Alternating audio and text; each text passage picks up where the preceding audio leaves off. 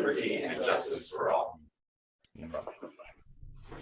Okay, roll call. Member Robbins. Present. Member Riles. Present. Member LaGraff. Present. Member Jansen. Present. Jolene has a excused absence. And Member Holt. Here. And Member Smith.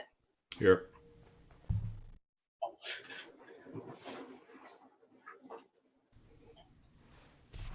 Do we have any minutes? Has everybody read the minutes? Yes. I was not, I can't vote. I move that we approve the minutes as submitted. Second. All those in favor, say aye. Aye. Aye. Abstain. Okay, it passes. Do we have any business from the public? Persons wanting to provide comment may email CDAA before noon on the day of the meeting. To comment virtually during the meeting, register by email. Do we have any of those? We do. Wow, cool. Wow. Doesn't have to. No, it doesn't. Not when I'm doing it. Appear in person at the meeting and register to speak. And are any of these in here? They are. These two individuals right here are here to speak. Okay, On business from the public. cool. Does anybody else get wings over Willamette Museum? I'm getting some strange screen here. That's the business from the public. Okay, Please come on up. Get to the table. It's going to be kind of, I can probably do a different view. So you So don't need you're to. Debbie and Mark, yes, I'm Debbie. if you can state your name and your address. I'm Debbie Orger, and I live at 839 6th Avenue Southwest, Albany. I'm Mark Baxter. I live at 1730 Northwest 29th Street, Corvallis. Go ahead.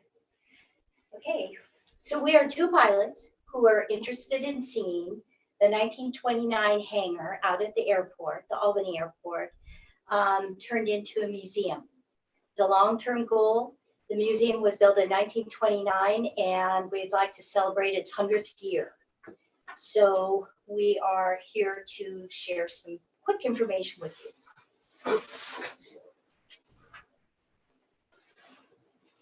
You want me to take it? Mhm. So, in brief, I don't know how much everybody knows about the history of the airport, but Albany is really was at the seed at the very beginning of aviation history in Oregon. The first airplane that was built here in Oregon was flown in 1910 by John Burkhart at a site just south of the current airport. In 1920, Charles Langmack started flying there as a young man, 12 or 13 years old, on rented space from the Sternbergs. In 1929, Albany purchased the land to officially make it into an airport. And that year, the large hangar that's at the airport now was started, and it was finished, I think, the next year. And we'll talk more about the building itself. And then throughout the years, from 1929 to 1941, there was just an awful lot going on here. Albany was the busiest airport other than Portland International in the state. And there was, from 1937 to 1941, Evelyn and Howard Burleson managed the airport, had a flying school here. And they, it was probably, other than Tex Rankin's, one of the busiest schools on the West Coast. And leading up to the war, they trained pilots for the civilian pilot training program. There was just an awful lot going on at the airport. So just to add that, that the hangar, the 1929 hangar, and almost 59 acres is one of our historic districts. And it is also on the historic registry. So, Is it on the National Registry? yes. Yes. Yep, it's one of ours. Yeah, it's one of Albany's 4 historic districts, right? So it's, as near as anybody can tell, it is Oregon's oldest continuously operating airport at its original site. There are other airports that are about the same age, but they've moved somewhere along the way. So Albany is really unique in that regard. And in this picture, you can see when the hangar was built. And that was pretty much a remarkable thing for 1929. For that hangar to be built there, people had real foresight. There were no buildings of that size at that time period being built for airplane hangars. So there's a picture of it on a busy day. And there's, yeah, you can just scroll through these pictures. Yeah. It's just showing period photos of it. It was, Things going too fast. no, it's fine. It's fine. The dog. That's pretty cool. Yeah, back then, every airport had a dog or two. So you were talking about the wings, they called them turrets. They're not there now, you'll see in the most recent picture. But the turret on the right, the upper part was an apartment and the bottom part was a cafe. On the left was the mechanics room and above was an apartment. So, and we know that the footprints are not there. We searched for them. So do you know when they took those out? Well, if you back up on the picture, that's just after they moved. So that was in the late 50s, 58, 59. They moved the hangar in order to build I-5. And so they're present there. And we know that that picture is after they moved because of the beacon being there. So So the we two in don't the know. back are not it? Say again, The two in the back, the buildings in the back? they're not there now. They're not there anymore. They're not there anymore. So this is the current picture. So this gives you an idea of the size of the hangar and the construction. The part of what makes the building, I mean, so unique is not only its age, it's going to be 100 years old pretty soon, but also the construction. It's the building itself is 80 by 100. It's 20 feet high, and like I said, for that time frame to have an 80 by 100 clear span building was very, very interesting. And it was the first of its kind and the last of its kind in our area.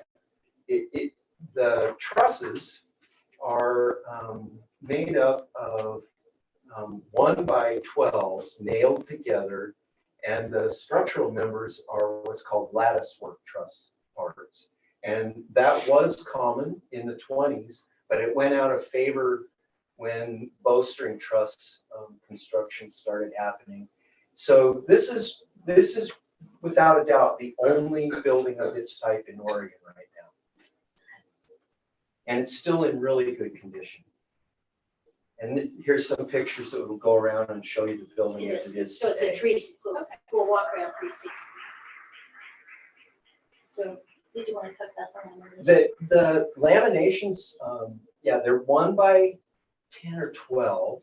There's 10 of them in each, 10 laminations that form the arch part of the truss and the bottom truss. And they were all nailed together. They were milled either on site or close by, and then they were built on site. And there you can see the lattice work. And I think, if I remember correctly, the wood is all redwood. Rough sign. Yeah. So here it's showing, this is the south side. And all the original windows were taken out, so they're just covered with this plexiglass. So if you turn it again, so now you're looking, of course, at the doors. And these doors slide open into pockets. And the restaurant I mentioned, we found a picture that window would have looked into the little cafe or restaurant that they had. The other stuff on the left has been added. So one of the things we'd be looking at is if we'd like to put the building back to its original status. So that's what we are thinking. So all that would extra wall would come out.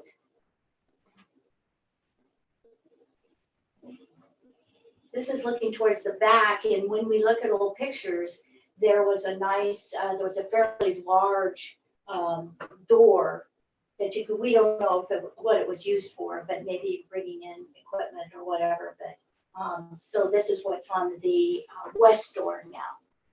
But kind of interesting what they did with the shelving and they used the space. And then you're looking at the southwest corner. And again, it'd be really interesting to see because they've covered up a lot of the windows. So to have all those original windows put back, the lighting would be incredible. Are they still around? We looked, but we didn't find any frames upstairs. This is Evelyn Waldron, and she and her husband came out from North Dakota in 1937 to manage the fixed base of operation known as an FBO. And she was the first woman in Nebraska to earn a private certificate. And she was 2 years behind Lindbergh. And so the school in Lincoln, Nebraska was a fairly large school and unique at that time. She earned her private certificate at age 20 in 1928. I'll let you talk about it. This picture shows all the pilots and participants in the Oregon Air Tour of 1939.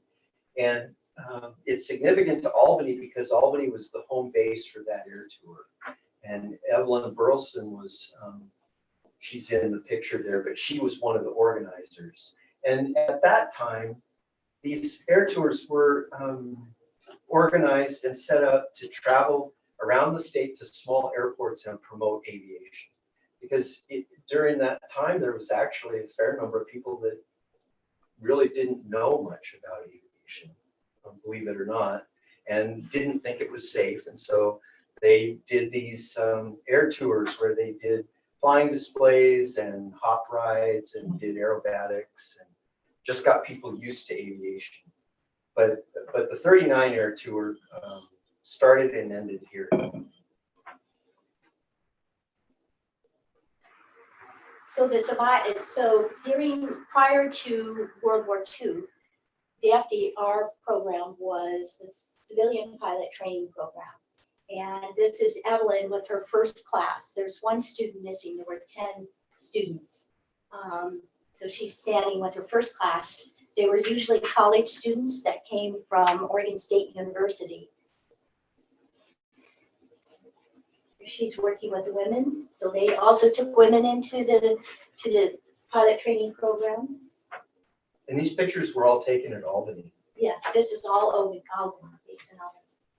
So in 1941, Evelyn made a historic flight from Vancouver, BC to Tijuana, Mexico.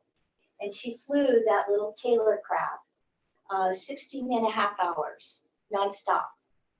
And so she flew it as a goodwill tour because they thought war was coming. And so she did it as a goodwill tour, she said. This is taken over the Willamette Valley, so she's in flight. She's on her way down to Mexico. She talked about the Taylorcrafts. This little airplane is called a Taylorcraft, and they were manufactured in Ohio. And Evelyn was often hired by the Taylorcraft factory to go out and pick up one of these little airplanes and ferry it back to Washington or Oregon for the new owners. And this is in the summer of 40 or 41. That's Evelyn in the center, and then I think her husband is there and some other pilots, but they're getting ready to bring those Taylorcrafts out to Oregon, which was, a really big deal back then to fly a little airplane across the country. There, there were very few fuel stops. There were no navigation aids, no sophisticated instruments. So it was a pretty big deal.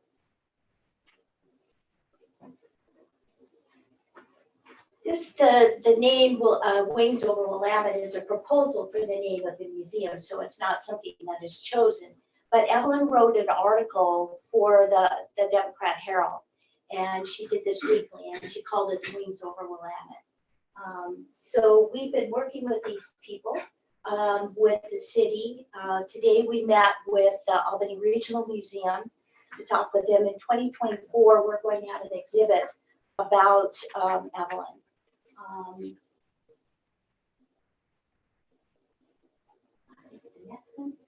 So the idea is, and I know that we're probably running long, but for the museum, our vision is to make it a working museum.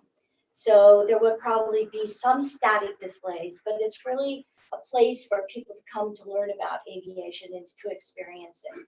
I've started working on outreach to children, to the schools, and have talked to the public library about a possible program there. But the idea is to bring kids in and give them experiences, starting with building model airplanes. We would like, what started our whole journey was I'm a 99, which is the International Organization of Women Pilots. And we heard a lecture by Mark about Evelyn, and I always kept it in mind because he said he would like to rebuild Miss Liberty. She was crashed in the early 50s, so we would like to rebuild it. In fact, I have the wheel fairings or that year in my living room. So, but I thought it would be a wonderful build project for girls. I've been active in the EAA, the Experimental Aircraft Association program for teens up in Independence. So we're on our third aircraft. So what we'd like to do is start with rebuilding of Miss Liberty and then bring kids in and start them, and depending on the appropriate age or the appropriate project for the age for the kids. So we'll start with model airplanes. And of course, there's all kinds of aviation programs, organizations that we can host. So we're just planning. We especially want to focus on restoration of the building. So we've been working with the city with that. Do you have a timeline? Good question. Well, I would like to see it finished in 2029. That we celebrate 100 years for the museum.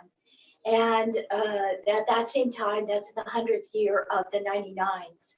So I've already talked with International about what we could possibly do, and it starts with the local chapter and being a part of that celebration. So we've sort of talked about it in phases of as we gain more information, and there's many people who have a stake in the hangar because of the historic value, the restoration, those of us in aviation and the projects that we want to do. So we're just gathering all that information. I sort of see this first year as trying to bring everything together, who's going to do what. Since the building is owned by the city, Yes. you don't have to go through somebody else to get permission to restore it. Well, actually, our understanding is that's part of why we're here. But you'd have to come back with a proposal in writing and all that stuff, right? So that's why we're here. Yes. But the right people are in the right room, so. Oh, okay. Yes. There's probably some talking with SHPO since it's on the National Register. question is the relationship with the city. Is the city renting the hangar to you? That's in the process. The hangar has been rented or leased. And Happy Miles gave up that lease, so it's empty right now. So it has been leased in the past. And they're working on that. One of the proposals is $1 a month or $1 a year, and that we make a commitment to meet benchmarks in the improvement in the building. So that's all in the works. That sounds awesome.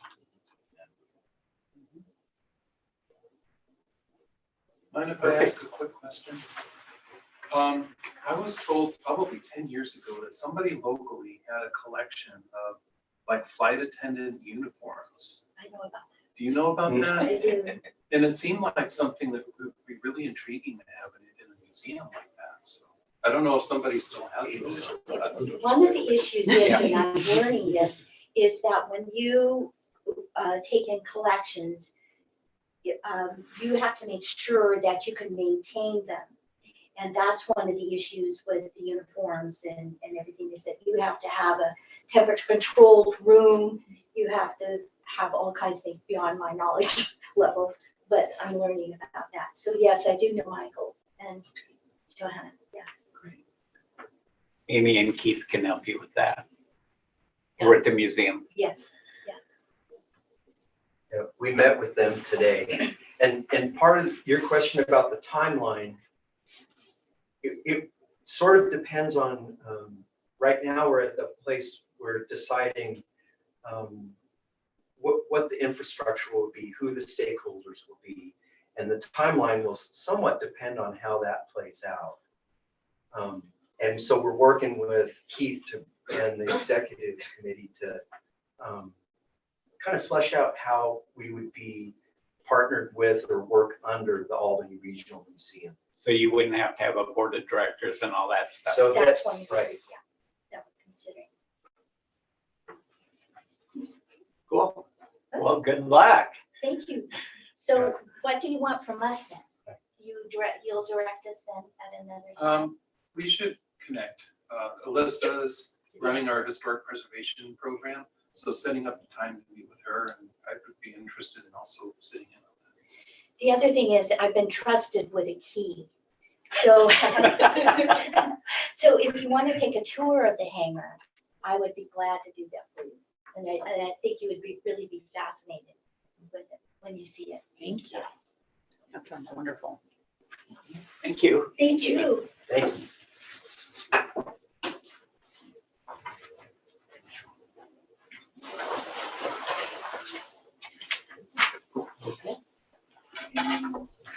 Thanks for coming in. Thank you. Very interesting. Thank you. Okay, now comes the fun part. Public hearings. HI 16-22, type 3, quasi judicial process.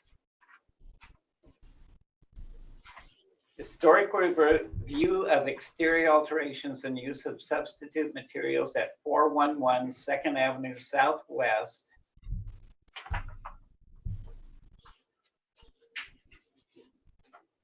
And that's the one I got. Do I have another sheet?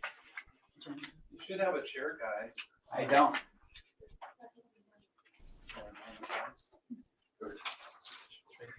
Oh, it's right here. Ah. I had to look at the right place. Okay. Have all commissioners received a copy of the agenda packet? Yes. Cool.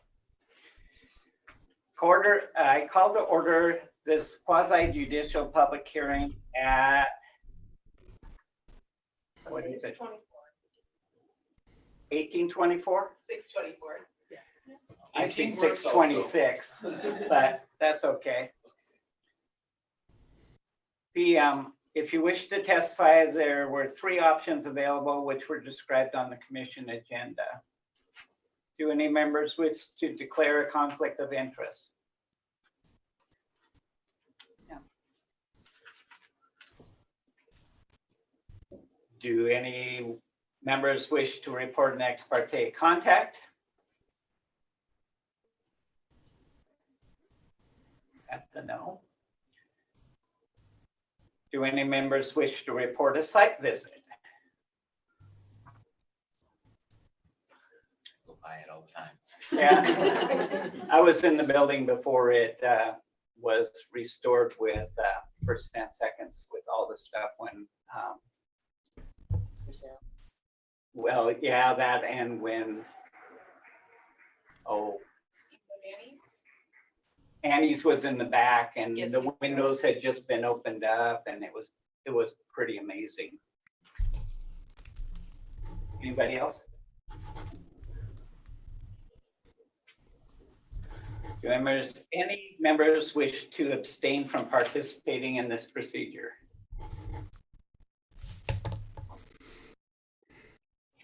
Does anyone wish to challenge the participation of any commission member in this hearing and decision? If attending virtually, please turn on your camera and raise your hand to be called upon. Or if you're attending by phone, please unmute yourself and state the name so you can be called on. Jim, I am going to declare that we do a lot of business with first and second. So I don't know if that plays into anything. I don't feel like it does, but just think I should mention. I don't, Do you think you could remain unbiased based on that? I think so. okay. At this time, I call for the reading of the meeting procedures. Thank you. For all those wishing to testify, please be aware that you must raise an issue with enough detail to afford the commission and parties an opportunity to respond to the issue if you later want to raise that issue on appeal to the Land Use Board of Appeals. Testimony and evidence must be directed towards the approval standards staff will describe or other criteria in the comprehensive plan or development code which you believe to apply to the decision. If additional documents or evidence are provided by any party, the commission may allow a continuance or leave the record open to allow the parties a reasonable opportunity to respond. Failure of the applicant to raise constitutional or other issues relating to proposed conditions of approval with enough detail to allow the local government or its designee to respond to the issue precludes an action for damages in circuit court. At this time, I call for the staff report. All right, good evening, Commissioners. Alyssa Schrems, planner for the record. Before you today is HI 1622, which is a historic review of exterior alterations and use of substitute materials. So the property is a commercial structure within the Downtown National Register Historic District. The applicant proposes to alter the exterior facade to more closely approximate the original historic architecture, remove stucco to uncover historic brick facade, replace the existing windows with new wood replicas, add new storefront windows on the ground level, add awning, add neon lights, and add stucco banding for the signage. So this is a type 3 quasi-judicial review process.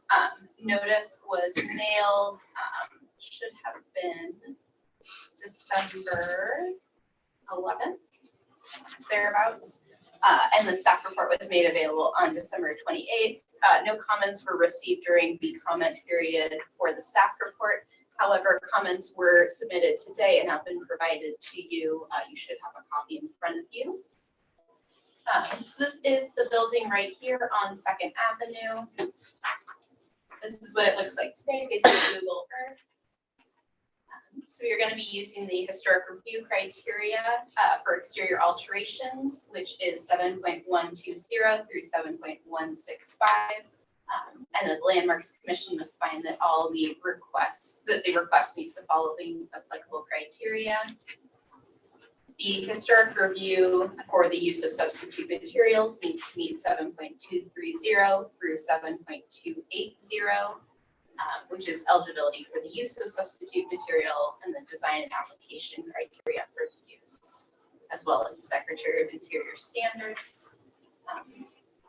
So if you can see here, the applicant did locate an image of the Arnett's appliance supply. This is the most close approximation of the design that has been selected for you today. So we have technically 5 options moving forward. So that would be approve the request as proposed, approve approve with conditions of approval, approve the exterior alterations but deny the use of substitute material, approve the use of substitute material but deny the exterior alterations, and deny the requests. Staff does recommend option 2, approve with the conditions of approval. Does anybody have any questions at this time? Did I see the conditions that you set to pick option 2? They should be included on the last page of the staff report. So page 9 of 10 is what I have in mind. There's just 2 conditions. We should also be the decision options handout as well.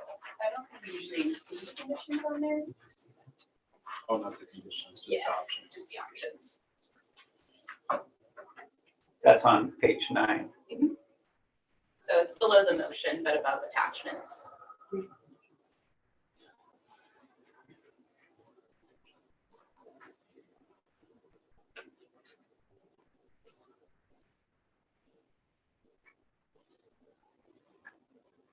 Okay. They supported it. Sure.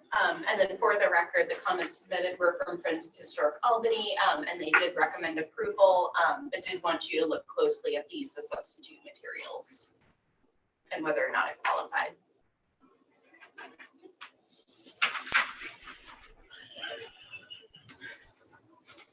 The 2 applicant representatives are here, and they're the ones that signed up to speak when you get to that. Okay, they're going to speak anyway, aren't they?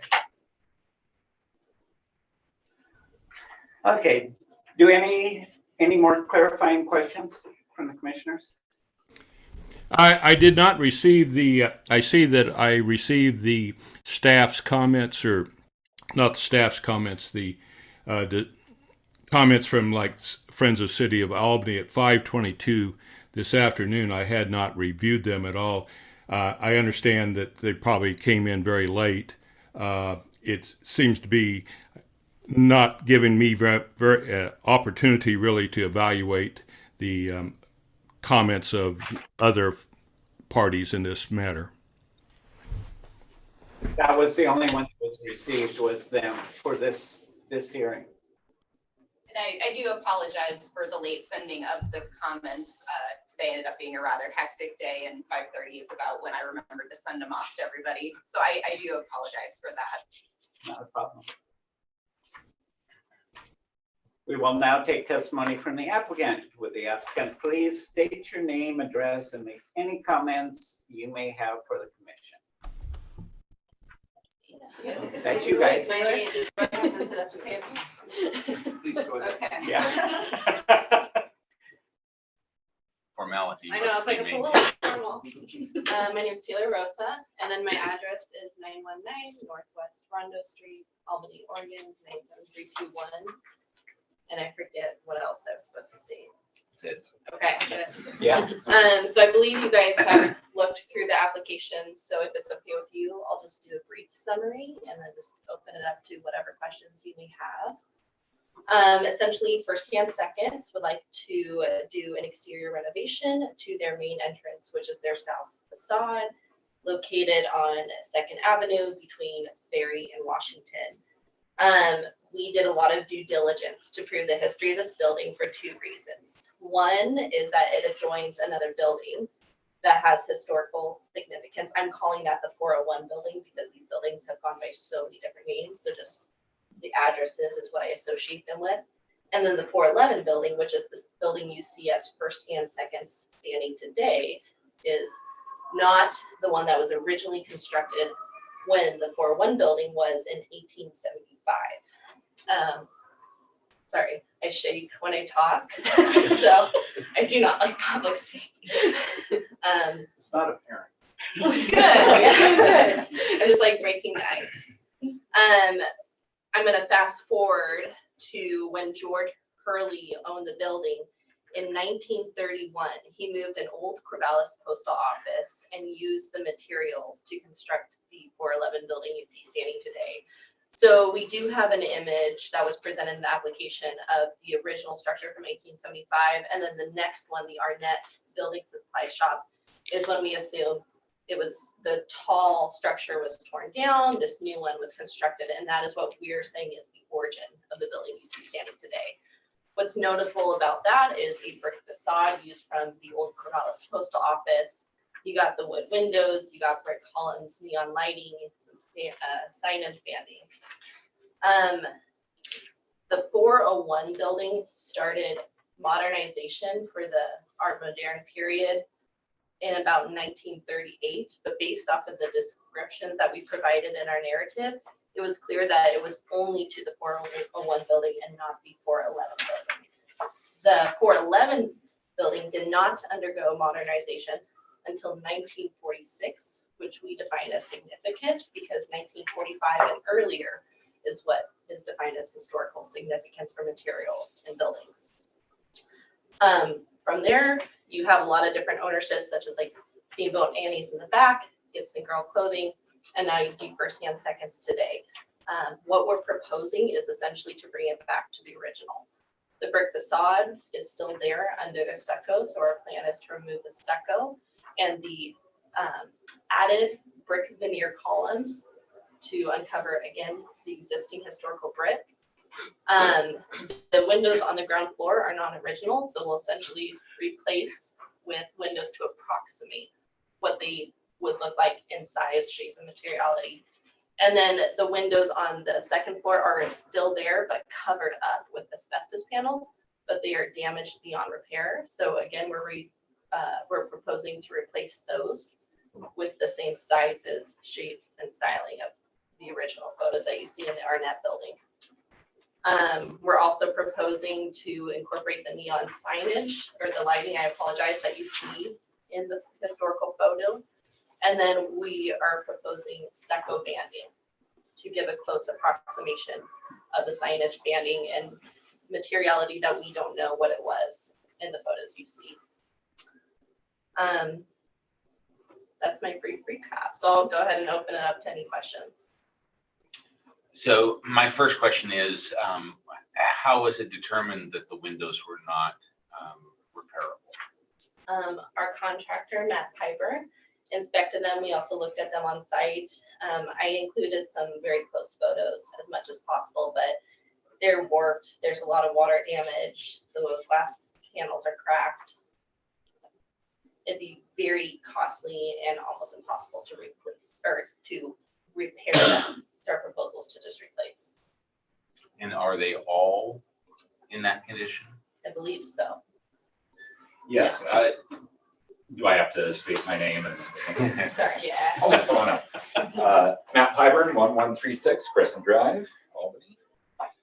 So all the windows essentially have been damaged down at the sill. So what happened over the years is the wind-blown rain got in, leaked up the end grain and rotted those guys out. Now, at some point, you can see that somebody came in and they built a quick little sheet metal pan to try to prevent the water from blowing in past the sashes of the windows. And then it must have been a few years after that that things were just covered up with those asbestos panels. So it was very obvious that the windows were problematic from the beginning, being how they faced directly south. They're second story, and there's really no wind or weather breaks for them.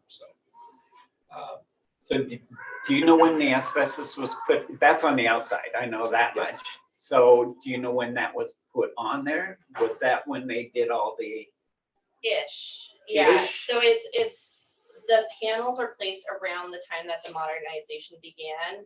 So the 401 building started it, and then in 1946, the 411 building started it, and that's when they put up the panels. That canopy started, was added to both buildings, and that's when you started seeing that. Is that the railing that you could walk on? And Yeah. okay. We weren't sure the purpose of the canopy, but I mean, it looks like you could walk on it. Yeah. So that's around when that time happened. They didn't cover the brick even until later. Have you guys locked down a window contractor as far as actual construction on the windows, a vendor? Well, no, we haven't. And, I kind of looked at multiple options for that. honestly, what I would really love to do is to be able to pull the windows out, repair them to some extent, and more or less clad the outside of them with the Boral, much like we've used on the Natty Dresser and other projects around Albany, so that the outside is more or less weatherproof and secure, and then we could retain what's left of the original historic windows, probably with some new materials at the base. And that would allow us to keep them more or less weatherproof, keep them as original as possible. The big problem would be the prism glass up above.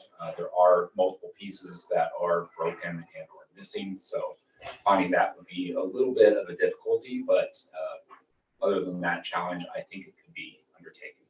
So that would be my preferred method of restoration. I read in here that you wanted to replace them with the double pane. I would like to replace the lower, bigger sections with the double pane, but the transoms up above. Up above, it would be ideal to me to keep that, because you can't replicate that in a newer double pane. It just doesn't have that historic look to it. Any more? Well, I presume you've done research on what cladding that is going to do as far as weather and heat and stuff, whether or not they're going to move together at the same rate. Well, being that they're two different materials, they probably will expand and contract at different rates. The hope is that, being how Boral is supposed to not be a reservoir cladding, in that it doesn't hold water, that it will not essentially increase in possibility or probability of rotting out the existing windows. And we would probably separate those with some kind of a barrier of sorts. So basically build a exterior window and leave the interior window in place. More or less, it would all be sort of one unit, but Interesting. Like a storm window. similar, yes.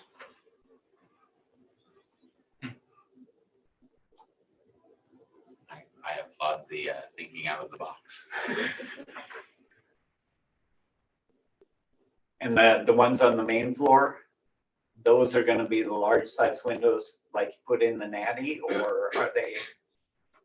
I think the plan was to divide. There is currently one large picture window there. To do that in a thermal pane is just astronomically expensive. Is one of the issues. It can't be warranted. It's a long wait if it gets broken or replaced, and of course, just the cost of installation alone. So we were hoping to break that into two sections, and then yeah, they would still be a large expansive glass. And it's wood trim on it, Yes. and not like it is now with The Boral? Is it Boral now? No, not now. No, it's- everything it's is aluminum now. Aluminum now. Sorry, yes, I thought you Yeah. were saying the proposed. Oh, no. Yeah. Yeah, because I know Yeah, it's the a Boral won't expand and contract like wood does, and it won't rot and all the rest of that stuff, correct? Okay. I even brought a sample if anybody is not familiar with the product and wants to see it. So. It's pretty cool. Yeah, we've seen it. Yeah. Bill likes it too. Obviously, wood is my preferred material to work with. This is not really the bee's knees. It's hard on our equipment and it's dusty.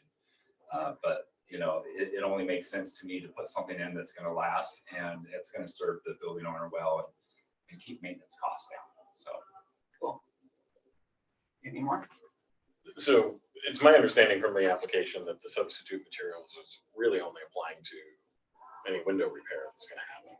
Repair and replacement. It would appear that no other substitute materials in the rest of the facade. Nope. I was surprised by the neon aspect, and I had to look really hard at the pictures to see that. That is very unique and very interesting.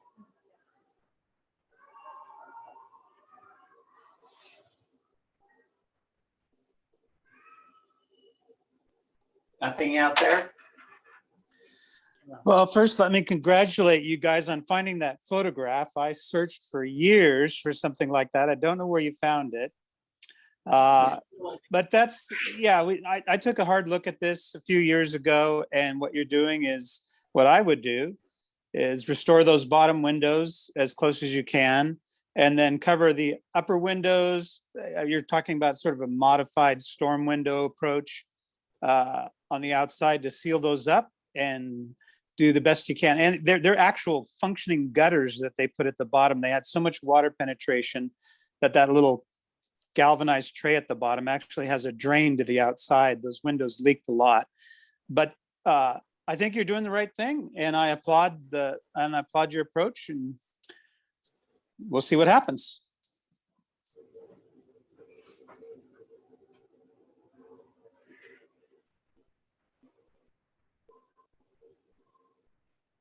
Thank you. I think you got it. All right. Thank you. Do you want to speak?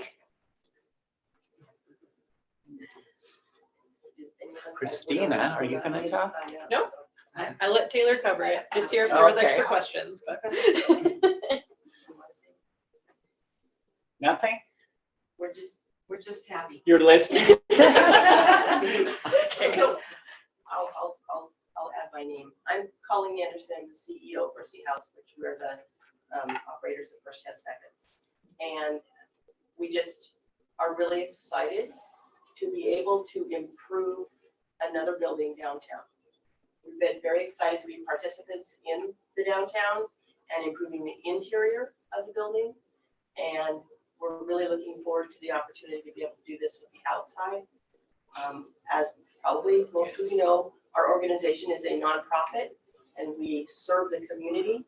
And so this is just, in a way, it's another way to serve the community, where beautification is something that lifts the community up. And so we're really excited to be involved and be able to do this and move forward. I'm sorry, I did not hear what organization you are representing, ma'am. Mercy House International. Thank you. Yeah. First 10 Seconds is our business that supports the nonprofit. Thank you.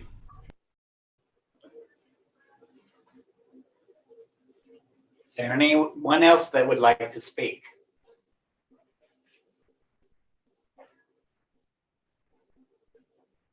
I hear nobody. Does the applicant have any rebuttal testimony, which I can't see? Does any staff member wish to respond to any testimony? Nothing additional to add. Does anyone have procedural questions they would like to raise at this time?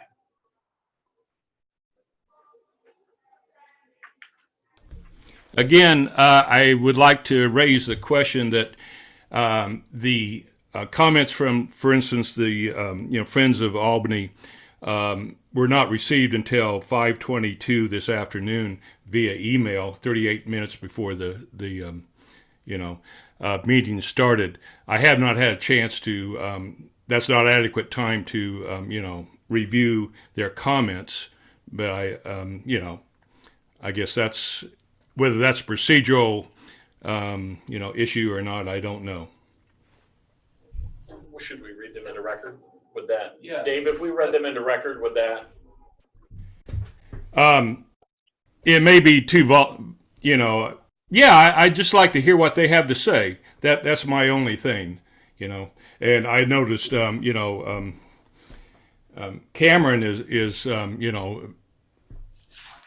online here. But I'd just like to hear if there is a dissenting comment and what the basis of that is.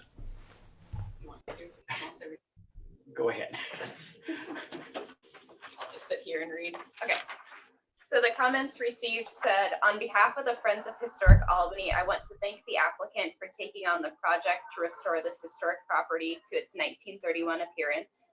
It's evident that the applicant and their consultants have thoroughly researched the history of the building and developed a proposal that highlights many of the structure's historic features. We fully support the proposed exterior alterations. With regard to the use of substitute materials, our hope is that this can be minimized. We take the position stated in the Secretary of Interior's Preservation Brief 16. Quote, when deteriorated, damaged, or lost features of a historic building need repair or replacement, it is almost always best to use historic materials. In limited circumstances, substitute materials that imitate historic materials may be used if the appearance and properties of the historic materials can be matched closely and no damage to the remaining historic fabric will result. The Friends of Historic Albany support the request as conditioned in the staff's thorough report. Thank you, Joel Orton, President, Friends of Historic Albany. And then I wanted to clear up for the record, the comments were received around 10 a.m. this morning. I did apologize. I had a hectic day, and by the time I got them sent off, it was 5:30. So they are in for the record at the appropriate time. It was just staff oversight that got them to you so late. Thank you, Alyssa. Thank you, Alyssa. I saw something in here about color. That they had to match, they had to have a color that was neutral and matched the existing for the painting of it. That was part of the document. I believe they said it would be painted in a neutral color to match. Well- We're personally not requiring it. 'cause we That's what I explicitly thought, don't. was that we as a commission cannot require a color choice, just like we can't require a fence. Correct. The applicant can volunteer a color choice, but we cannot mandate a color Okay. to them. Well, I just wanted to make sure that, because in the minutes from last meeting, there was a question about color in there as well. And I just want to make sure that the commission knows we cannot mandate a color. And that's, okay. Yeah. Thank you. Any more? I have nothing further to add. Okay. I declare the public hearing closed at 6:53 p.m. Does commission wish to deliberate on this case? I will say, I think it sounds great. The Preservation Brief 16 that Joel references here, I think this follows that Secretary of State standard by not removing those original windows, but protecting them with new, basically, storm windows. So I am very satisfied with the use of substitute materials in that instance. Okay, do I hear a motion regarding the application?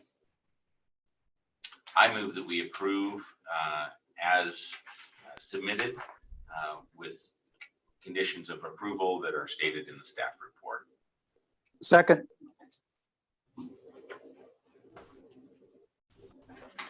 Okay, it's been motion has been called and seconded. Do I hear a call for all those in favor? Aye. Aye. Aye. That's everybody. Decisions of the Landmark Commission may be appealed to the City Council within 10 days of the date of notice of decision is made. That closes that one. Congratulations. Thank you, guys. Thank you very much. Go forth and do good. Yeah.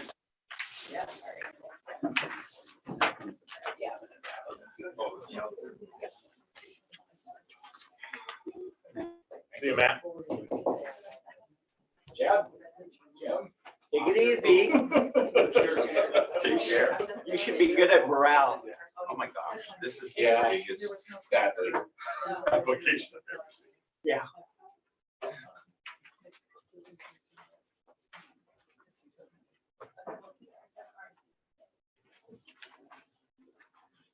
Okay. Are we ready to move on?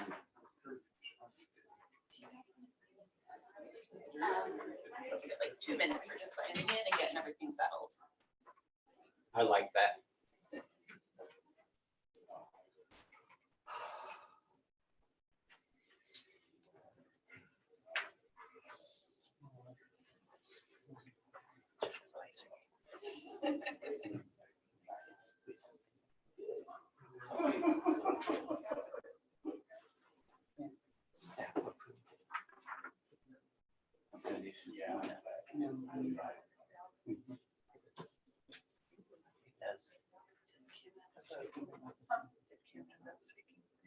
No, not yet. Because We started to approve them. Yeah.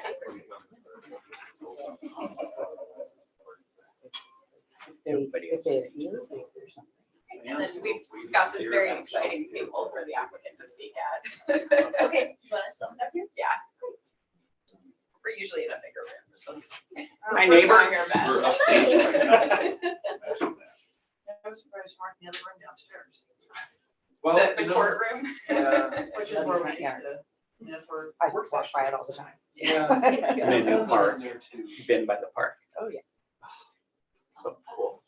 Are we ready? One quick second here. Just gonna grab this. There's another one there too. I think that's the.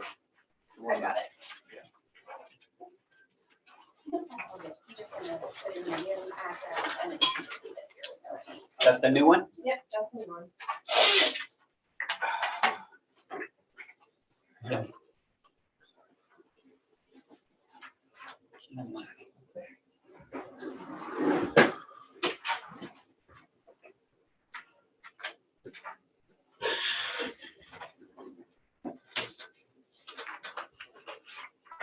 Now can I?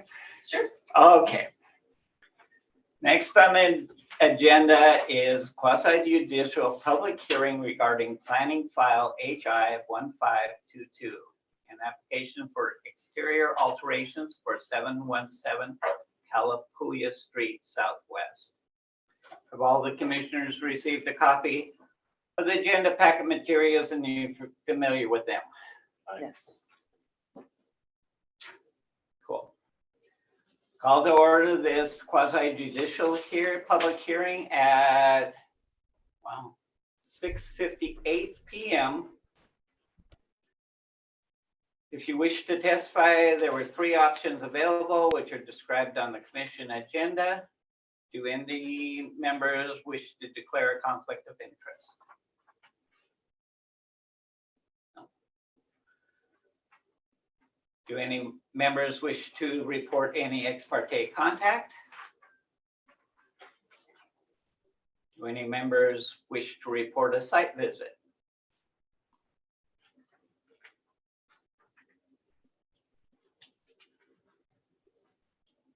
Just drive by? Yeah, walk by. Do any members wish to abstain from participating in this proceedings? Does anyone wish to challenge the participation of any commission member in this hearing and decision?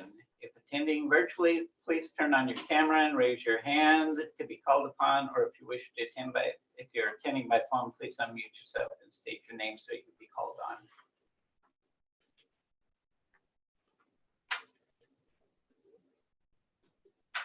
Nobody.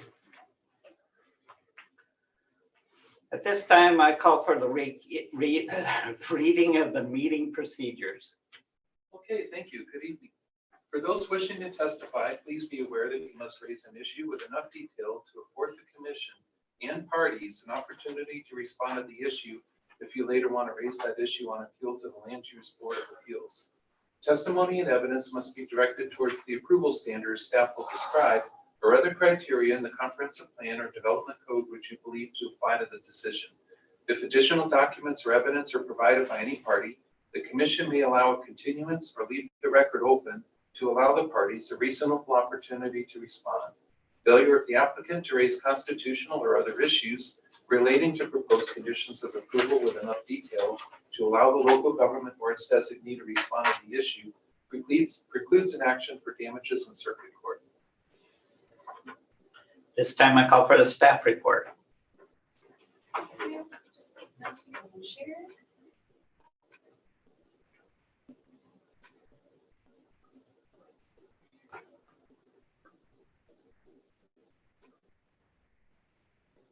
All right, good evening, commissioners. For the record, Elizabeth Shrams, planner with the city of Albany. For you today is HI 1522, a historic review of exterior alterations for the addition of solar panels on the front exterior of the house. This is a type 3 quasi-judicial review process. Notice for this public hearing was mailed on November 17th. and then re-noticed on December 15th, on November 28th, and again on December 9th. The subject site was posted with a notice of public hearing. And as of December 27th, no public testimony had been received. We did receive today 4 emails or comments from the public record, 3 from neighbors voicing support for the solar panels, and 1 from Friends of Historic Albany expressing concern and requesting denial for the project. Dave, do you want me to read those comments into the record? Oh, Dave, you're muted. Dave, you're muted. Oh, yeah. Okay, sorry, yes, if you would read the Friends of Historic Albany's comments. All right. So on behalf of Friends of Historic Albany, I ask that the Landmarks Commission deny the applicant's request to add solar panels to the roof on the side facing the street. While we support the use of renewable energy such as solar, the installation of solar panels on a historic structure must be done in a sensitive manner so as not to detract from the historic character of the structure.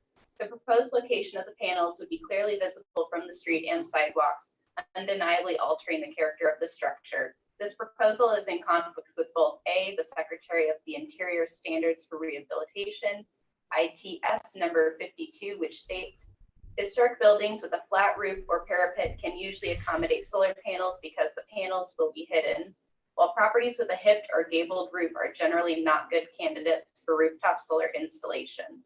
Solar panels on historic buildings should not be visible from the public right-of-way, such as nearby streets, sidewalks, or other public spaces. And B, the City of Albany's guidelines for alterations, rehabilitations, and additions, a link generated. See excerpt on next page, which illustrates a similar installation as an example of an unacceptable alteration. The Friends of Historic Albany feel that it is important that the Commission uphold the city's published guidelines and the Secretary of the Interior standards by denying this application. Thank you. Yep. Thank you. I think out of fairness, the other 3. Okay. I'm happy to read those if you'd like, Alyssa. Okay, yeah, I'll just grab them for you. Okay. I'll talk loud. Okay. Okay, the first email in support is from Joan Barada. And it says, Ms. Trends, I am writing to inform you that I'm not opposed to the placement of the solar panels on the house referenced in this application, 717 Calapria Street Southwest, Albany, Oregon. I live across the street at 722 Calapria Street Southwest, Albany, Oregon, 97321. Thank you, Joan Barada, and she provides a phone number. The second email says, good morning, Alyssa. We live at 618 Southwest 7th Avenue, Albany, Oregon, 97321, and approve of our neighbors, Michael and Kimberly, installing solar panels. Warm regards, Joseph and Jackie Morris, Jackie Levante. And finally, to Alyssa Schrems, I live across the street from Michael J. Riccitelli, who is applying to have solar panels on his roof, HI 1522. As a close neighbor, I have no objection to this project. Sincerely, Lisa Bickham. And that's it. All right. So, continuing on with the slideshow here, this is the house located at 717 Calapooya Street. It is located on the east side of the street. So this here is a photo showing where the solar panels are proposed to be placed. It does not cover the full extent of the roof. So in reviewing this, we are looking at the historic review of exterior alteration review criteria, which are 7.120 through 7.165. Staff did find that the application met the criteria. So for the decisions, we have 3 options before you today. Approve the request as proposed, approve the request as conditioned, or deny the request. Does anybody have any questions moving forward? Any more clarifying? Well, I guess I don't understand how staff can say that it meets the criteria for Secretary of State standards. So in my opinion, because the solar panels are removable and do not change the actual roof material itself, it is an addition on top of the roof, it meets the Secretary of State's criteria. Ultimately, it is removable with no visible impact to the roof structure. It doesn't change the function and form of the roof. And in regard to the city's own rehabilitation standard. Those are things that we provide for customers, but they are not decision criteria. These are best practices, but they are not the only practices.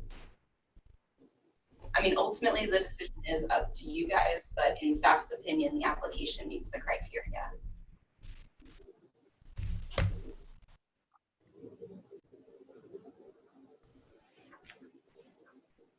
No more? I guess I would ask why this has come before us. Have you made decisions on other solar panels without having it come to our board?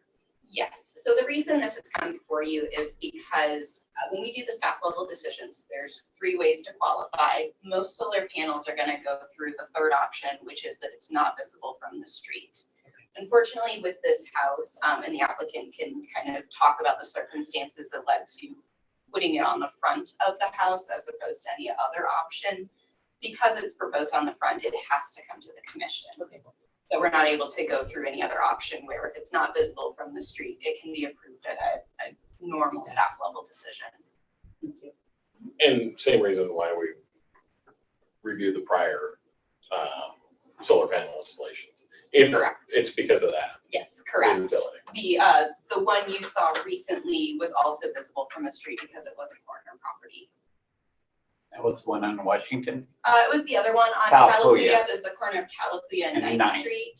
So they had 2 street frontages. They put it in the back when you look at Calapooya, but it was a side on 9th Street where you could still see the solar panels. And then we had the one on 6th or 7th. Visible. 6th. And we also have one over in the Hackman area that we did the same thing with. I believe so. I think those ones are before my time. Mm-hmm. Yes. But yes, I wouldn't be surprised if you've seen a couple solar panels come before you, but also you've been aware that there are other solar panels that have been put up that you've not seen.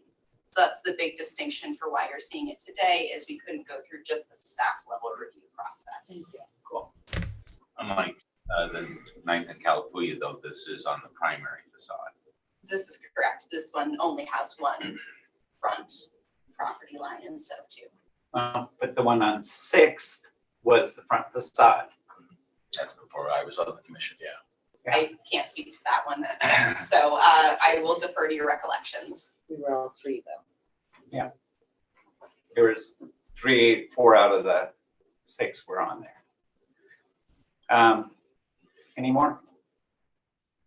No further testimony from staff. Take testimony from the applicant. Would the applicant please state your name, address, and make any comments you may have for the commission?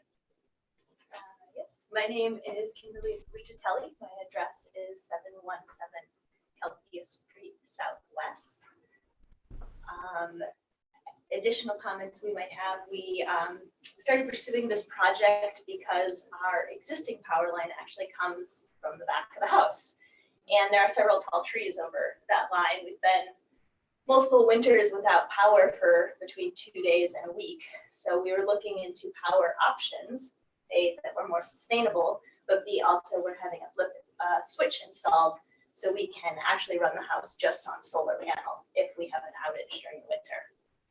So we're kind of approaching this as like a necessary utility upgrade, both sustainable and for the longevity of the house and the property. The background. Is there any public testimony? These are the only 2. Okay. There's also Kim, but he hasn't turned on his camera either. So I don't think.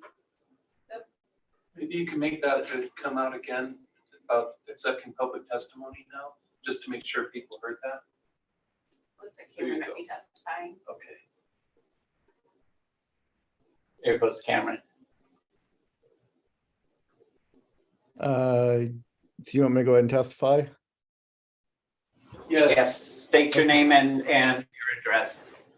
My name is Cameron Someyer. I live at 230 7th Avenue Southwest in Albany. I'm here representing Friends of Historic Albany, which our letter was already read into the record, and I just wanted to kind of follow up with a couple points on this.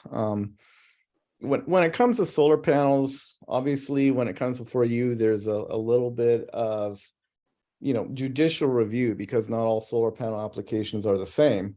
Certainly, FOHA supports solar panels when they don't distract from the historic nature of a structure, if they're done in a sensitive manner. We do have concerns about this particular application for a couple reasons.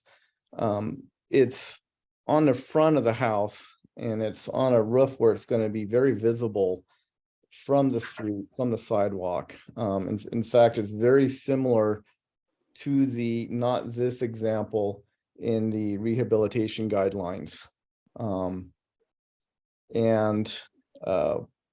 So when you look and you make your decisions on stuff like solar panels, these kind of alterations, the thing to remember is historic districts are there to preserve a sense of time and place. That's the idea of a district.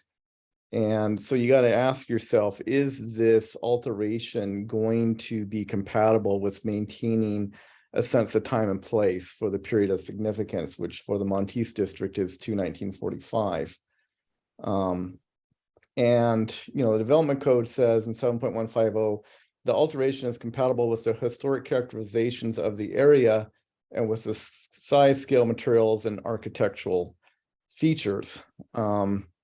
And it's removable, which is a good thing, yes. Your decision is based on adding the solar panels, though, not on removing them. That's the decision you're faced with today. And so other than that, it's pretty much what's in our letter.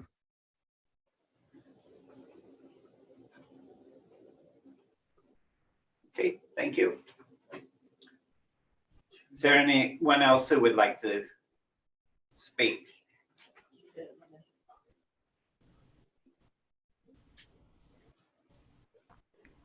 Does the applicant have any rebuttal? Sure, it's not a rebuttal. Michael Riccitelli, 717 Calpurnia Street, Southwest in Albany, Oregon. We haven't actually said why they are so visible and why they're not on an alternate location. And so for multiple reasons, the solar study performed, just the orientation in the rear does not work. So there's that. And then there are also trees blocking it. So for two reasons, it wouldn't work in the rear. And I mean, we didn't want it in the front, but we do want to be able to have a backup power source, and this is the option. So that's the reason for the placement. It's not that we wanted it there. We would love to have avoided this. Does any staff member wish to respond to any testimony presented? I guess that what I want to bring up is, so we have two options for the exterior alteration criteria, which is 1 or 2. Staff evaluated it against option 2, which is the proposed alteration is compatible with the historic characteristics of the area and with the existing structure in massing, size, scale, material, and architectural features. It doesn't say that it has to match, it just has to be compatible in the opinion of the commission. And so that's really all I have to add. I just want to make sure that we understand that that's the criteria we would be looking at today.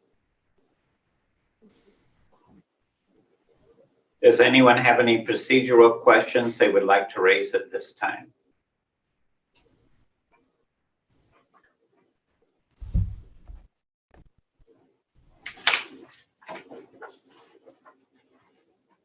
I declare this public hearing closed at 7:15 p.m. Does the commission wish to deliberate on this case? Yes. So obviously the commission changes as people come and go. We have, however, in my opinion, in my single term, we have inconsistently approached this issue. And I don't want to say the same thing that I've said in the past. I would really like to get on the same page as far as how we are going to approach these applications. We have, at one point on 7th Street, gone through multiple hearings and rejected an application, and that wasn't even on the front facade, but clearly high level of street visibility. And we have, that applicant was forced to take about, I think, 15 or 20% of the capacity out of the panels. And then after that, we rubber stamped one that was incredibly visible from 3 sides, if not 4, because of a parking lot and because of an orientation. And that was an installation where it was many panels chopped up into separate little spots just because of the structure of the roof. They couldn't all be put in one spot. And to my opinion, was a much more obtrusive installation. And we just sort of rubber stamped that and said, okay, looks pretty good. Thanks for the application. So not to be cranky, but I have a level of frustration with how we've been approaching this back and forth a little bit. I also, again, to repeat myself, I think we are talking about something that is almost a necessity in this time. We have a crisis at hand, and we're held up on whether or not it's going to change the characteristic of a roof, when in fact, to a house in the district, every one of the houses has substitute materials that were not available when these houses were constructed. These roofs do not look like they originally looked. Times changed. There was a safety concern with wood roofs, and we moved to comp. We're now in another safety concern on a macro level, if not an individual residential level. So those are my thoughts. Additionally, I will say one more thing. I have seen this page many, many times, and I don't know if I've been looking at a newer or older version of this in the guideline, because I have never seen this image. I've seen this many times. I've never seen this and this note here. So perhaps I need to go look at the version that I have at my disposal at home. Which have you not seen? The Pictures. This part down here, I remember more or less this section talking about utility mechanical systems and this image here. So I am surprised but open to what I would consider to be either new or outdated information, depending on when this was published. Their date on it. I have never seen that publication, so I have We've seen it. less to add. We've seen this. Am I crazy? I Is think that you're the- not remembering that picture. Okay, Because okay, we that have could be. seen this. That picture's been on I'm sure it's on. Yeah, it's been there a long time. Because look at the type of panels. They don't make them like that anymore. No, Right? they're different. Yeah, Yeah. they're much different. Those They're panels much, are skylights. they look like skylights. Yeah, they're panels. They're large panels. They're like Very my outdated. originals. Do I hear a motion? Suggested motions are on the report, staff report. I make a motion to approve the request with conditions of approval on HI 1622. I'll second. All those in favor? Aye. Aye. Aye. All those opposed? Nay. Nay. So 2 and 4, so it has passed. Decisions of landmark commission may be appealed to the city council within 10 days of the date of notice of decision is mailed.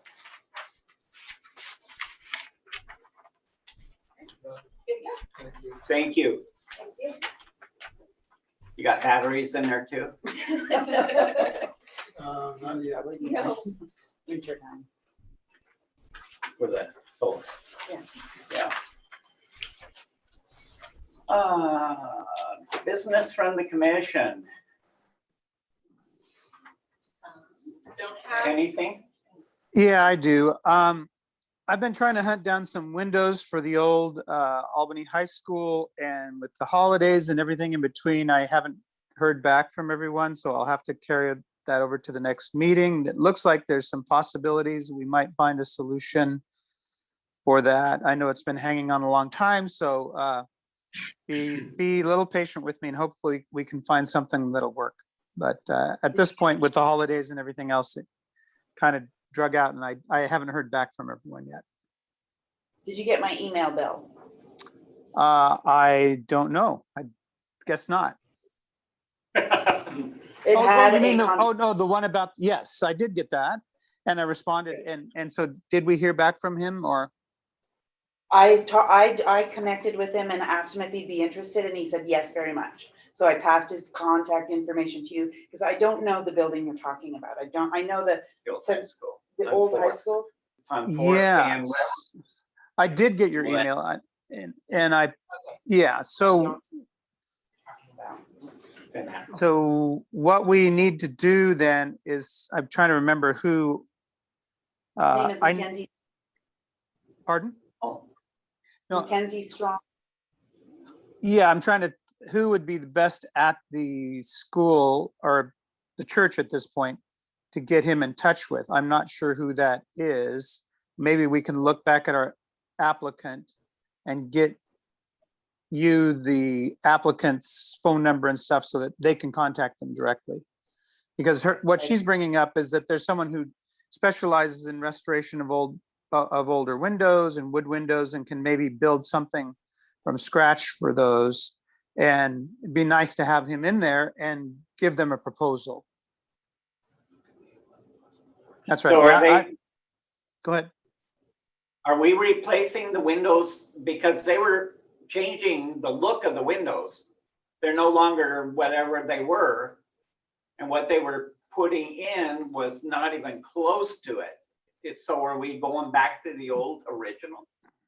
Well, what happened is that they started replacing the old wood windows with vinyl instead of 2-panel double hung, 6 foot tall by 3 feet wide, 8 feet tall. They were replacing them with vinyl windows that had 3 panels, 2 fixed panels, or a fixed panel above and then a smaller double hung situation below. And they were much thicker mullions and much thicker profile. And they were doing it all without a permit. And that's where we really got into the mustard on this, is that there was a stop work order issued by the city, and then they were required to come back into us. And we asked them, well, did you keep the old windows? No, those were thrown away. So then we said, is there any way you can come back to us with something more resembling the 1/1 double hung or single hung that was there? And the 2 local window people, Smith Glass and Davis, were not able to find it. And so now I'm trying to go a little farther afield to see if someone else has something in the way of a more, perhaps a composite window that more closely resembles the proportion scale and the thickness of the mullions. The only thing I know that can do it that's not wood would be a composite material. And if we all agree, I think, that if we could put new wood windows in there, that would be the ideal situation. Well, we wish that they hadn't destroyed the other ones so we could have repaired those. But all that was water under the bridge by the time they came before us. So, and it's been at least a year, so I don't know. I think they just haven't boarded up. I haven't driven by recently. I think they had about 12 of them out, and they were going to do about 12 more. And so we stopped them in the middle of the process. And right now, I think they just have those windows boarded up. So, and I assume they're looking for some solution, but we haven't heard from them either. I think there may be one or two boarded up, but the installed ones are in, and then the originals are in, and there's sort of a mix on the building right now. It was on the tour. historic tour, Christmas tour. And Okay. there were no up windows in there at all. But I did notice that the plastic windows had mold on the inside already. Yeah. So it had started to fail, so. Just professionally, I'm seeing these vinyl windows now starting to fail all over the place. I just want to reiterate that vinyl windows are not a good solution for historic buildings. They do not last. We're seeing anything from, at about 15 years, we're seeing a lot of failure in vinyl right now. And they keep saying that they're doing a better job of engineering it, but I'm not convinced. We're seeing a lot of failure in the field of vinyl windows that are about 15 years old. Townhouse I live in is about that age, 15 years old. They replaced all the windows. Yeah, it's not a good solution. And then they just go in the landfill. Yep. Mm-hmm. Anything else?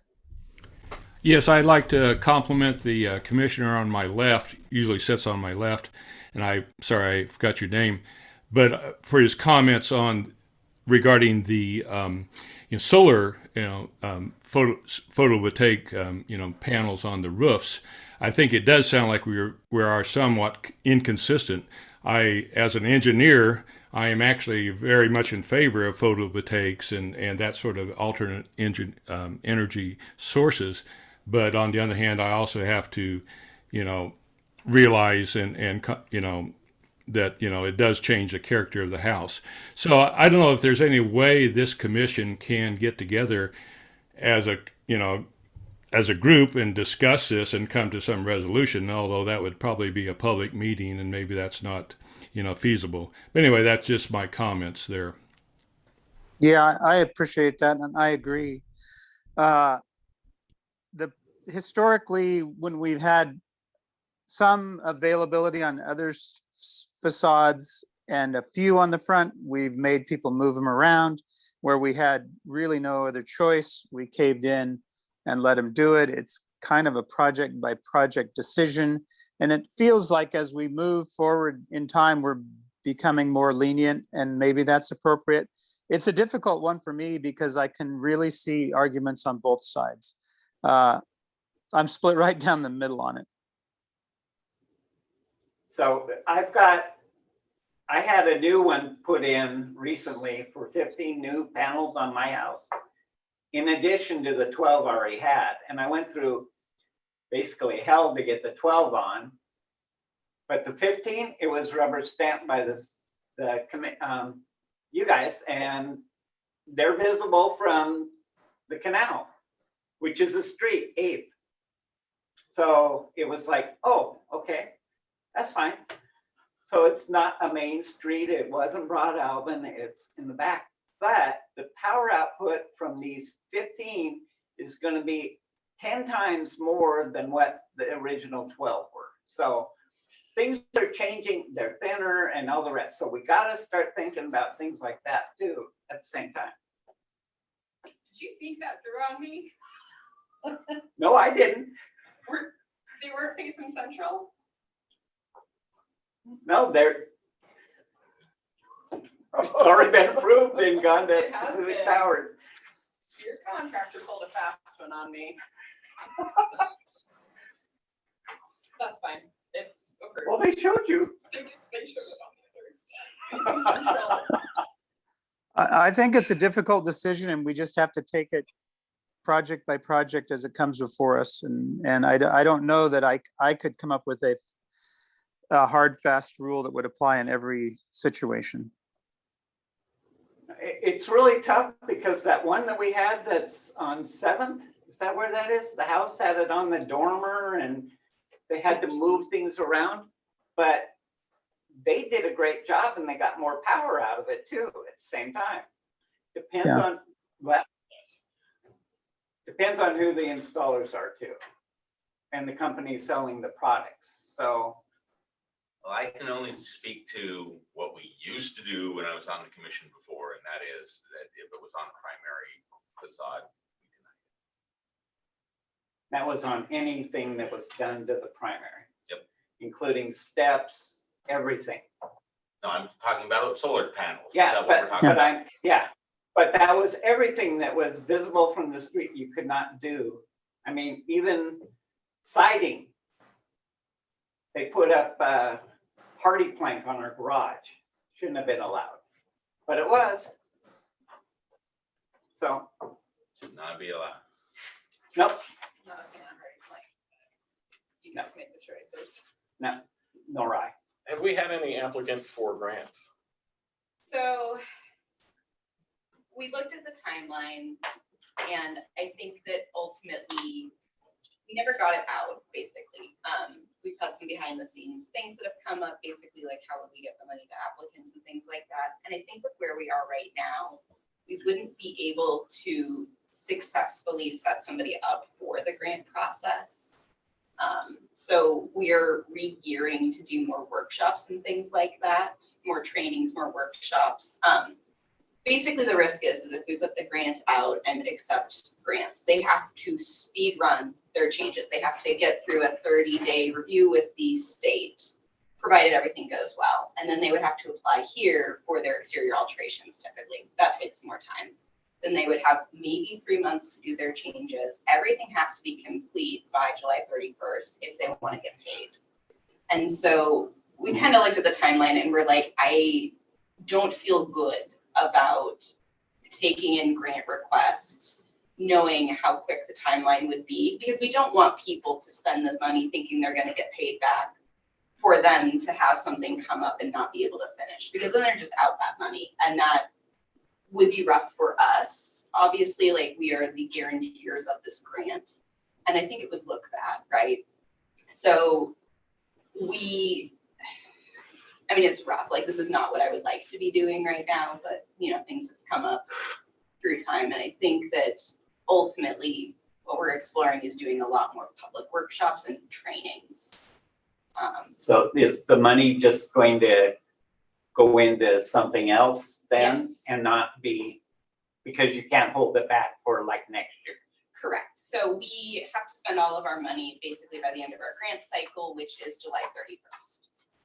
So we would basically move the pot of money we had for the pass-through grants into like public outreach, doing things like trainings, workshops, things like that. And so we're exploring a lot of options to do that. Hopefully the majority of them will be open to the public. We are looking at some training for commission members as well, which I think, because it would be a public meeting, could be open to the public as well. But yeah, so mainly gearing it towards the public. We don't intend for this money to be solely for the city. It would be for the public good. Sure. So yeah, and unfortunately, that's kind of where we're at with the grant. We don't want to set people up for not getting paid, right? Like, Makes sense. that would be the worst. So also this evening, as you know, we had the council's special session with the swearing in. I had been in touch with our city attorney, Sean Kidd, and if the timing worked out, we would have him come up here today, this evening, to visit with you and to answer questions that you might have. But apparently that council session ended maybe an hour ago, and I think he's just left the building. So, He snuck out on us. but he is interested and willing to come, and it just, I guess tonight it didn't work out in the schedule, but he intended to anyway. So don't we have 3 people that are up for Yes. So would that be when the new council actually has a meeting and they discuss this, or are we in limbo for those people? Yeah, it'll be, I believe, their next regular meeting, because other boards and commissions also have members that are expiring, and some want to be reappointed and other ones don't. So that's where it would be good if you could reach out to your council representative, but if they're not still in office, if it's one of the new ones, then if you're interested in staying with the commission, please let us know, because we can put the word in to the city manager's office that you're still interested in serving. My new commissioner already contacted. Your new council member did? Okay, good. No, me Chat. too. Yeah, so I Okay. got the email, October, November, and responded before the deadline, but towards the end. Okay. And did the application, said, yes, I would like to be considered again. And then Ray reached out and said, do you want to be considered again? I said, yes, yeah, I did the stuff, I did the things. That's great then. Yep, that should be fine. Yeah, so in the meantime, you're able to participate until they get around to appointing either you again or a successor. So we should probably wait and have our meeting with Sean till after that. That's probably how it's gonna work out. Although we don't really have anything for February yet, I haven't received any land use applications. So February can be more of a workshop. We were gonna talk about the preservation awards, so I was gonna remind you about that. Yep. Still got it on the calendar. We're gonna talk about the awards next month. I do think in the past, before you or when David was gone, or maybe not, I don't know, we skipped over and, well, at one point we pushed out giving the awards. We And didn't then- do it and then we last year skipped or the over year them. before, did we? We didn't do it last year, we did it the year before, but It was like a virtual format. it was pushed out because of COVID. I know that we have skipped meetings in the past when there was nothing on the agenda as far as applicants. And I realize that your time is valuable, and this is probably pulling you away from daytime hours maybe, but No, I I think can somebody, count time for this. It's built in. I don't know, was it you, Oscar, or maybe you, Jim? Somebody voiced concern about the canceling of one of those meetings, and I sort of second that. Not that I have copious amounts of spare time, but we could still work on things like these awards. Yes, and other things, and get Conversations ready about solar for, panels. for the Historic Preservation Month Yeah. ahead of time instead of waiting till the last minute and then canceling it all. I mean, that was not acceptable last year. And we should have moved forward. I mean, we missed out. It didn't all get canceled, as I soldiered on. You did, yeah. Unfortunately, Alyssa started here on June 1st. Yep. So it's just She just missed after it. that. Yeah, so we had a gap in coverage for a period of time. And we also had a lot of changes in staff and all the rest of this. So, But now I think we're in a position where we could be more proactive on that. And I think we should be doing more than just yeah. giving thumbs up or down on the applications. There's room for us to Well, help more. it's nice to learn about these projects that are going on, like the old city hall and the hotel, the St. Francis, see where that is. Are we even going to get the cheese grater back to where it's supposed to be? And I understand that Wells Fargo is being torn down. That was out for bids and all these other things going on. So At a certain point, that cheese grater will be the last of its kind. I hope No, so. I mean, I say that in seriousness. Oh, ugly. Yeah, but that's not everything. Yeah, that's true. But the period of significance ends in 1945 in the downtown historic district. So, True, for now. well, It will evolve. I suppose so. Time does march on. only if somebody takes up the torch and goes out and does an inventory of buildings that were built after 1945 and comes up with a way to make that happen. I think everyone in Palm Springs. Hopefully the cheese grater will come down before then. But you do understand it has a. Oh, I do, I totally do. A certain amount of I mean, significance. the post office is probably historic in its own right at this point. I mean, it's They 61 call years it old. Federal Yeah. architecture. Well, I think the post office very mid-century modern. Yeah. That panelized architecture similar to some of the halls over at OSU and, you know, it's Albany High School. I remember my time Memorial. at OSU looking at Snell thinking, this thing's got to go. And now when I go over there, I think there's nothing like that anymore in this area. You know, there's a lot of medical buildings and churches, you know, not to go on too long, there's a tremendous amount of significant mid-century modern churches that are going to go away because the congregations have gone away and the real estate is valuable, and that's something that I think about quite a bit, is we're going to lose a lot of interesting, just in this town, there's some very interesting churches from the 50s and 60s with materials that will not be harvested and used again. And anyway, that's a lot.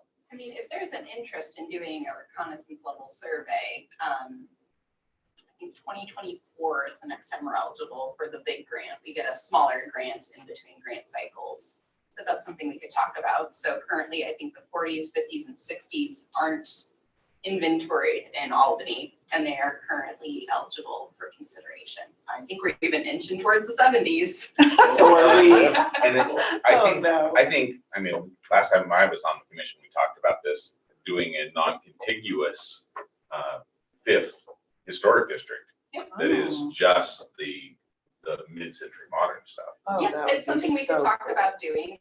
We have Or prep houses. time for our next grant. I've got several ideas of things that I think would be good, but I'm not the end all and be all. So if there's interest in the reconnaissance, we could revisit that. So do you pull OSU students in to do it like they did with the tree survey? Mhm. They pulled OSU horticultural. So to my knowledge, you can do that, but they have to have a certified archaeologist or expert in the field in order to supervise them.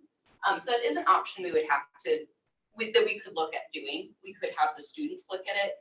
Generally, it would be U of O is the one that has like the big fancy flagship program. They do the School of Architecture. They have the more prestigious archaeology program, although I would argue that OSU is lovely. I went through that program. Although you can always just do it grassroots, and then any of the retired people on the commission can simply do it themselves. You can definitely show up and help out, but I think the state requires that your principal investigator has to be somebody who meets the criteria of a certified historian, architect, something like that. And they have standards of what classifies as a certified person. But past that, as long as somebody is supervised by that certified person, other people can help out with that survey. So that's an opportunity where you could look at students. Yeah, I'm interested in that. I like the idea of the non-contiguous historic district in the 50s and 60s because they're all over town. Yeah, and that's definitely something Really cool. that we can write down and revisit.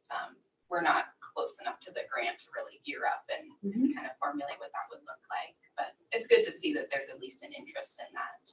This could be its own work session topic, actually. Yeah. And that's another thing we could explore doing is if we would prefer, we could set up, based on availability, workshops, which are still meetings open to the public, but we don't take land use applications. We kind of work through these questions that I think the commission is having. You know, how do we review solar applications, more professional development as far as preservation goes, things like that. That's something we could look at doing and getting set up, and we could, you know, meet in here because we don't necessarily have to be fully set up for Zoom or anything. Yeah. Yeah, it's perfect. Good idea. So would you bring in examples of these houses and show what styles we're looking at? Because I know like Palm Springs have mid-century modern that are just unbelievable. And ours are a little bit almost like war surplus housing. So Well, we do have some of that too. yeah, we've got the Campadere houses that have been moved in and all the rest of this stuff. So you've got a lot of stuff to work on, and it's just not you. Yeah. We do. Mhm. And it'd be kind of nice to be able to get more people involved in the city. Well, there's a lot of mid-century modern stuff right now that if we want to try and do that, we need to get on it because those houses are being Remodeled, Yes, yes, completely. so. Yeah. So yeah, this is potentially something we could do if the commission is interested in maybe setting up a workshop once a month. I can put out like a survey or something like that, see availability if there's some times that work for everybody. Isn't there something that the community has to be backing, that you just can't put in a historic district without some buy-in from community members, right? Yes, so basically the way that a full National Register listing works is they've set it up as a stepping stone process. So your first step is a reconnaissance level survey. That's referred to as like the car window survey. So you drive around and you look at what you got. You figure out, you know, can I tell what this is by looking at it? Like, is it a good example of this architecture? From there, the next thing you would do is a reconnaissance level survey. So that's where you intensively look at it. If you're doing a district, that would be kind of pulling together a unifying theme of what you're listing, getting a good example of good architecture. So for instance, in the Monteith Historic, you have some homes that are like, yes, old, but no real style. Those don't get listed. And so you're going to do a weed out at that point. So when you do your car level, some of them would fit, some of them won't. So the reconnaissance you dive more into and kind of figure it out. From there, if you're doing a district, you need sign off from 50% of the property owners in order to nominate the district. And so this process at that point would go through the SHPO with the state, and then they have an advisory board that recommends to the national. And so at some point between your, reconnaissance level and intensive survey, you would probably be wanting to reach out to people to see if there's an interest in listing. Because at this point, if you're going to do a district, we need 50% of everybody that's going to be included to support that. So, maybe you do the reconnaissance level first, figure out what we've got, if it's, how big our district is going to be, and then from there, maybe reach out. You may not want to put the intensive level survey, research in if you're not getting the feeling that it's going to be supported by the majority of owners. So, and this is definitely something we can get some guidance from the state on. They help you through a variety of parts of this program. That's what they're set up to do, is to specialize in kind of National Register listing and things like that. And so they can talk to us more in depth about it. Would that be Curry? Curry, and I think, is his name Jonathan? Yeah. The deputy director with the state. They had quite a time. I think it's the Edgemont Historic District or Edgemore, Evermore. It's an E up in Portland. Has been a contentious one. And so if you want to learn more about it, there's a lot of news articles about it because a fair amount of the neighbors didn't support it. And But going to historic district? Correct. Yeah. So the backstory is they may or may not have proposed their historic district as a way to avoid the changes due to middle housing. And their fight to avoid middle housing was to become a National Historic Register district, which leads into the state providing guidance saying that changes to the interior are not subject to these kinds of reviews, which means that historic districts can also be compliant with middle housing because you can do interior renovations to get up to a fourplex, provided your structure is big enough, So you're talking about doing a district that you have to go through all these steps, right? Yes, correct. If Not you're gonna do individual houses, because you have contributing, national landmark registration and all the rest of this stuff is out there. But as a district, like if we pulled everybody from Queen Avenue south as a district, just as an example. we still need to get owner's consent. Yeah, okay. Yeah, so basically, it's been an ongoing battle, and because of this, the state has really overhauled how we do things. So they've really, they updated the Goal 5 resources protections. So in statute, Goal 5 is where we put historic resources, and they've made it abundantly clear that you do need owner consent, and if you don't get owner consent, they can actually opt themselves out by showing that they objected to their nomination. So even if we don't get the owner consent, they can come to us at a local level and delist themselves by showing that they objected to listing. So that would mean that if the district is added, then they would have to come to us to do any alterations to their house, right? So I guess I want to clarify, are we talking about just doing like a local district or a national register district? I think we were talking about local districts. Yeah. I think that's the place to start, but if we can come up with a local district that is got enough Significant. cachet to it, then making it a national district is gonna protect it better. We'd still need owner consent, basically, because we're applying additional regulations that if we unilaterally put them in a district, they wouldn't have a chance to object to. And that's kind of against goal 1, which is citizen involvement in our process. Right, and the nice thing about the fact that they now have this non-contiguous option is you can cherry pick, buildings that you have talked to the owners and know that those people are interested. And the people who are not interested, it used to be if you didn't have a district that all flowed together, these 3 people didn't like it, and it sort of creates this island off of everything else, then you couldn't do that district. Now you can. I think they call it a multiple property listing, if I'm remembering correctly. So that is an option, and with that, still owner consent, but it does, provide some more flexibility where they do not have to be like tight together. And I think it's particularly important for the time frame we're discussing, or at least the one I think we're discussing, because that was the dawn of the suburban sprawl, and these things happened kind of on the outskirts. It's infilled now with a bunch of newer stuff, but there's little pockets like Lawn Ridge and Terrace and North Albany pockets, and then there's South Shore. There's some nice ones in there. Yeah.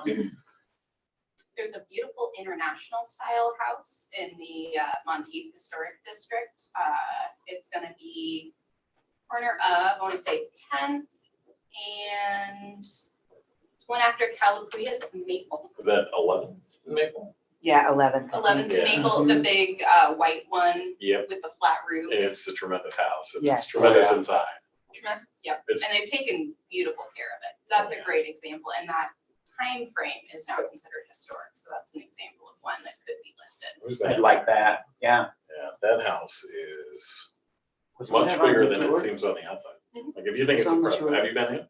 I've never been in. You gotta no. get it. Yeah, gotta get I'll just- in. Let's just have a visit. You just knock on the door, say you're from the city. People love that. I'll stop and say hello.